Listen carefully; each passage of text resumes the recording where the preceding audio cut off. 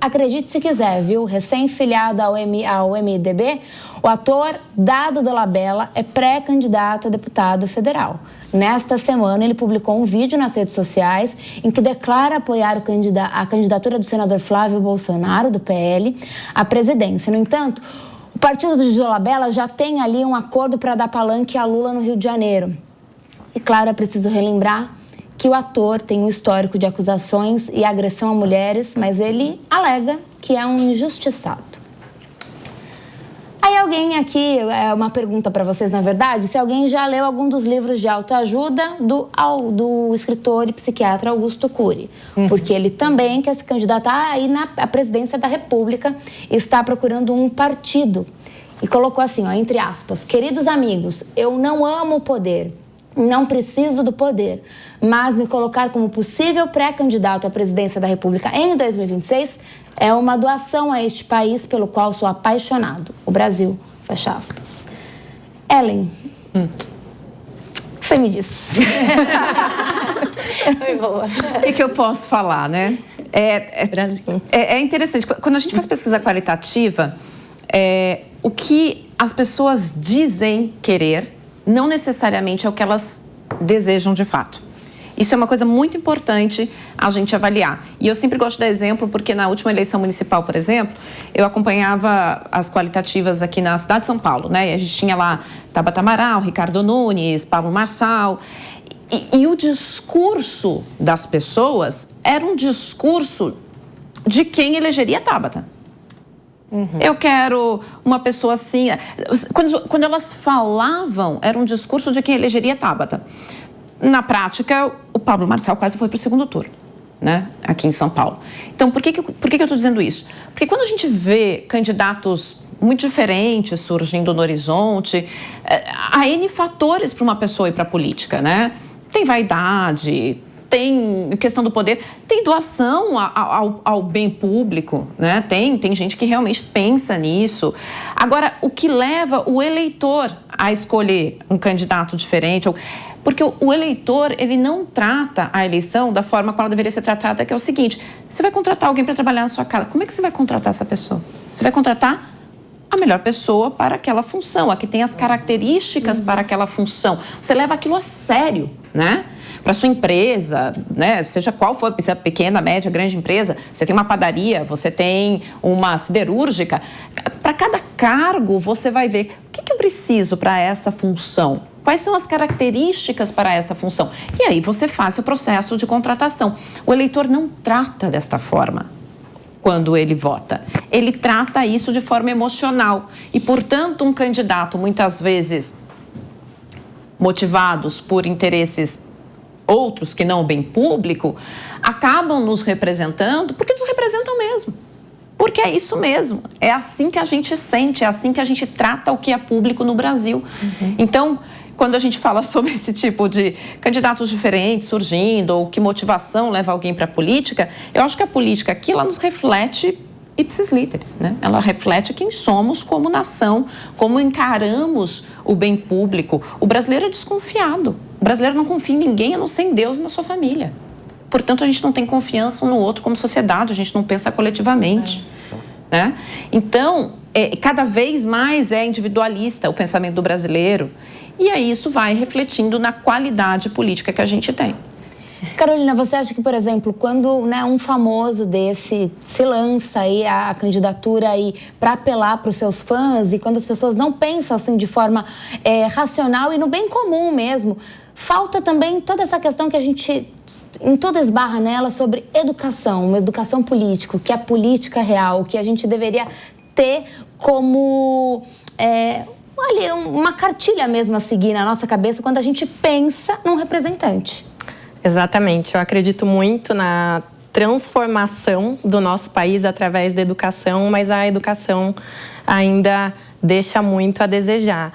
talvez a manifestação do Augusto Cury, ela seja ideológica, né? Aquela sensação que nós, né, advogados temos quando entramos no primeiro ano de direito, eu vou mudar o mundo. Mas talvez tenha algo estratégico aí também, no sentido dele se manifestar dessa forma e depois se posicionar apoiando algum candidato, ele mobilizar parte da população, que ele é um psiquiatra, um professor, um palestrante muito reconhecido, em que tem muitos seguidores, em que tem um posicionamento sério, não com experiência política, obviamente, né? A área dele é outra, mas que tem uma legião de fãs. Então, não sei se é algo ideológico e se ele pensa mesmo em se lançar como um candidato à presidência da República, o que eu acho que é um pouco utópico pensar, né, na conquista desse cargo, lançando uma campanha assim, ou se há algo realmente estratégico no sentido dele acreditar em algum partido, acreditar em algum político e ele lança essa ideia e depois apoia determinado partido, determinado candidato e leva aí um eleitorado para esse sentido. Posso fazer uma colocação? Claro, por favor. O que mais me chama a atenção é que nós tivemos recentemente um relatório divulgando o alto índice de mulheres vítimas de violência doméstica, muitas delas vítimas de feminicídio. Então nós vemos hoje alguns bons candidatos, inclusive ex-atores, que estão trabalhando em prol das mulheres lá nos municípios pelos quais eles foram eleitos, cidades pequenas da Grande São Paulo.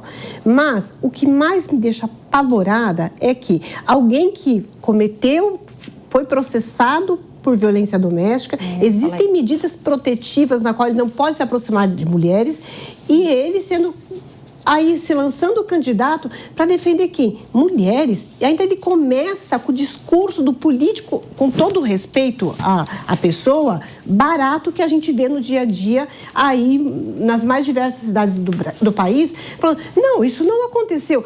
Eu atuei e atuo na vara de família e na vara de violência doméstica. E garanto para vocês, é o comportamento de todo homem que infringe a lei Maria da Penha, artigo 7º, nas suas mais diversas modalidades, e o artigo 154B, né, doutora?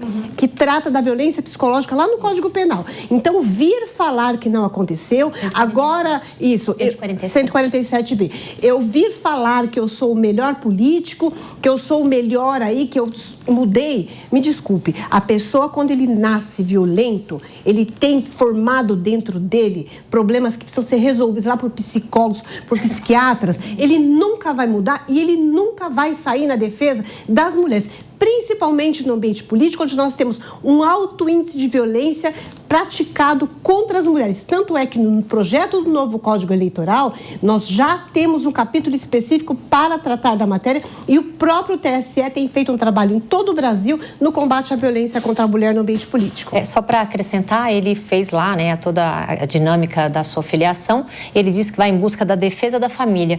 E, na verdade, doutora Luciana, ele diz, né, eu digo aspas porque assim foi dito por ele, que ele vai, a pauta, né, o tema dele é defender falsas acusações de violência doméstica familiar contra homens. Então, na verdade, se a gente for ver, ele não está defendendo as mulheres, até porque a gente sabe, né, a última acusação que paira ou pesa contra ele foi da sua ex-namorada Mariana, que depois ela veio, né, falou que não era, enfim. Quando ele fala que vai defender falsas acusações, o que ele quer pregar?